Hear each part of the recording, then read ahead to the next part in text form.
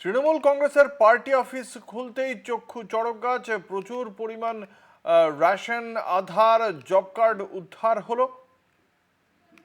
হুগলির গোঘাটের ঘটনা বিশদে জানবো। আমাদের সঙ্গে রয়েছেন আমাদের প্রতিনিধি দীপাঞ্জন রায়। কি জানতে পারা যাচ্ছে, এটা গোঘাটের কোথায় এই পার্টি অফিস?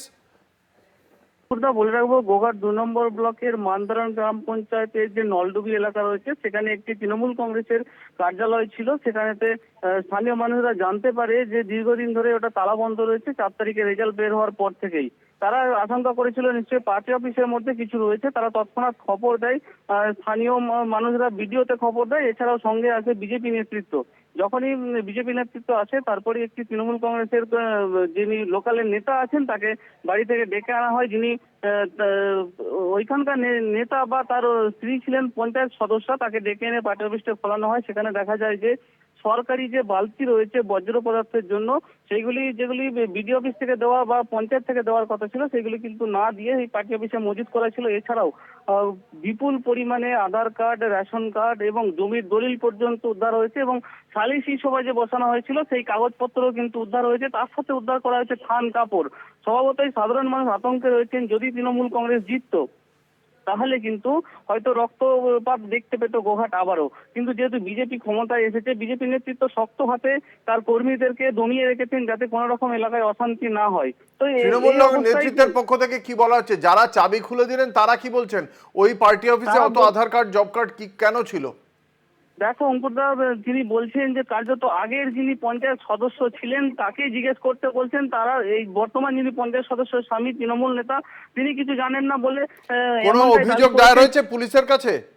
এখন পর্যন্ত অভিযোগ দায়ের করা হয়নি। পুলিশ এলাকায় মোতায়েন রয়েছে এবং পুলিশ বিষয়টি তদন্ত করছে এবং পুলিশ নিজে থেকে একটি মামলা রুজু করেছে এবং এলাকাতে নলডুবি জুড়ে অর্থাৎ গোঘাট 2 নম্বর ব্লক জুড়ে কিন্তু এখনো পর্যন্ত পুলিশি তল্লাশি চলছে এবং এলাকাগুলিতে জিজ্ঞাসাবাদ চলছে কিভাবে কোথা থেকে এলো এইগুলি।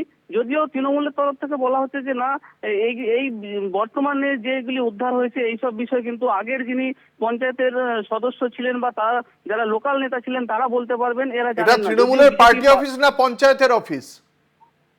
সেটাই প্রশ্ন তুলছে সাধারণ মানুষ। যেটা পঞ্চায়েত থেকে দেওয়ার কথা ছিল সেই সমস্ত জিনিস কিন্তু পার্টি অফিস থেকে উদ্ধার করছে। তাহলে স্বভাবতই তৃণমূলের বলা যায়, পার্টি অফিসে যারা ছিল তাদের বিরুদ্ধে পুলিশ কি কোনো এখনো পর্যন্ত পদক্ষেপ করেছে? কাউকে জিজ্ঞাসাবাদ করা হয়েছে? এখন পর্যন্ত পদক্ষেপের কোনো খবর পাওয়া যায়নি। যদিও পুলিশ বলছে যে পুরো বিষয়টি তদন্ত করা হচ্ছে এবং যারা এইগুলি ঘটিয়েছে এবং যে সমস্ত নেতারা এর সঙ্গে জড়িত রয়েছে তদন্ত করে তাদেরকে পুলিশ কোর্টে কি তাহলে হাজির করা সুমোটো হবে। একটা তদন্ত শুরু করেছে, নাকি পুলিশ কারোর অভিযোগের প্রেক্ষিতে তদন্ত করছে?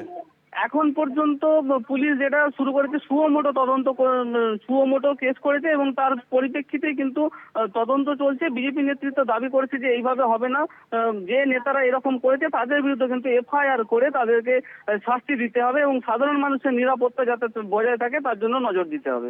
অঙ্কুরদা, ধন্যবাদ। আমাদের সঙ্গে ছিলেন আমাদের প্রতিনিধি দীপাঞ্জন রায়।